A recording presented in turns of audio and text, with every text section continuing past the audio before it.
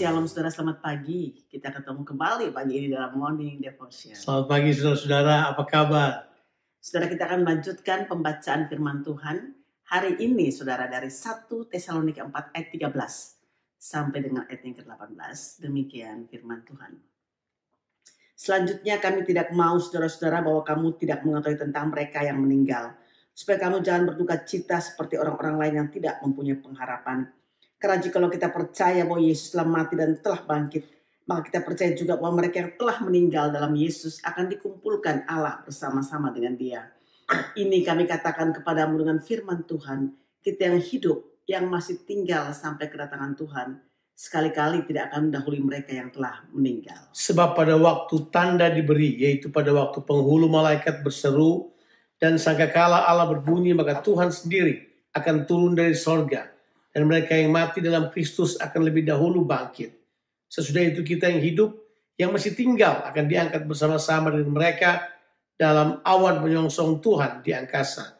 Demikianlah kita akan selama-lamanya bersama-sama dengan Tuhan. Karena itu, hiburkanlah seorang akan yang lain dengan perkataan ini. Saudaraku, dalam pembacaan ini Paulus menjawab pertanyaan orang percaya berhubungan dengan orang-orang yang mereka kasih yang telah meninggal terlebih dahulu. Pertanyaan yang meliputi bagaimana nasib orang-orang yang sudah meninggal. Apakah iman mereka menjadi sia-sia? Paulus secara tepat mengatakan bahwa kebangkitan Kristus sebagai titik tolak iman percaya kita dan harapan untuk kebangkitan orang percaya pada saat kedatangan Tuhan Yesus Kristus nanti yang kedua kalinya. Paulus juga tegaskan saudara bahwa kedatangan Yesus dan kebangkitan orang percaya yang telah mati adalah berita penghiburan. Ini adalah berita sukacita. Hal tersebut merupakan narasi tandingan dari semua narasi kematian, dari pemahaman kepercayaan orang-orang yang hidup di masa lalu. Saudara, bagi orang dunia, kematian adalah kesia-siaan. Tapi bagi orang yang percaya kepada Yesus, oleh kebangkitan Yesus Kristus, kita memiliki harapan yang luar biasa. Paulus mengatakan soal orang-orang yang meninggal. Dia berkata begini, kamu gak usah khawatir tentang mereka. Kristus telah bangkit. Kalau dia telah bangkit, maka semua orang yang percaya kepadanya akan bangkit bersama dengan dia. Itu merupakan sebuah pengharapan yang luar biasa yang diberikan buat kita. Selebihnya Paulus kemudian memberitahukan bahwa kebangkitan orang percaya akan mengambil tempat adalah sebelum kedatangan Tuhan atau persis pada kedatangan Tuhan Yesus yang kedua kali. Tentu kita tahu kedatangan Tuhan Yesus kedua kali punya fase yang pertama, dia datang di awan-awan yang dia katakan bahwa pada saat itulah orang mati dibangkitkan. Kita yang hidup diubahkan. Kemudian bersama-sama menyongsong Tuhan di angkasa. Sebab ini adalah satu peristiwa yang luar biasa. Kebangkitan Tuhan Yesus memberikan pengharapan yang pasti buat kita. Bahkan kalau sudah pelajari di perjanjian baru, fokus daripada pemberita-pemberita Injil pada Rasul pada waktu itu adalah konsentrasi kepada kebangkitan Kristus.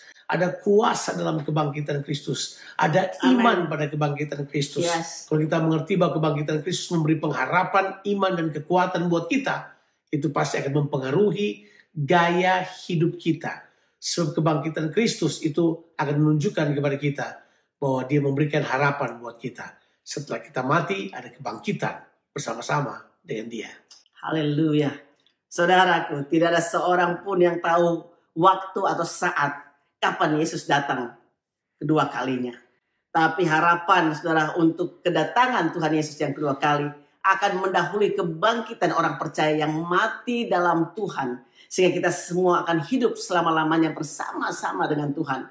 Karena harapan inilah kita orang percaya menguduskan diri kita untuk Tuhan dan hanya untuk Dia saja. Itu luar biasa sekali. Artinya bangkitan orang percaya dan harapan kedatangan Tuhan yang kedua kali ini, itu akan mempengaruhi gaya hidup kita. Itu akan membuat kita mempersiapkan diri kita, menguduskan diri kita, tinggal dalam kasih persaudaraan. Tapi yang luar biasa di sini, Paulus berkata begini, bahwa semua perkataan ini adalah sebuah perkataan penghiburan. Kita akan menghibur seorang dengan yang lain dengan perkataan ini. sekalipun di tengah-tengah kesusahan. Tidak ada seorang pun yang tahu kapan dia dipanggil oleh Tuhan.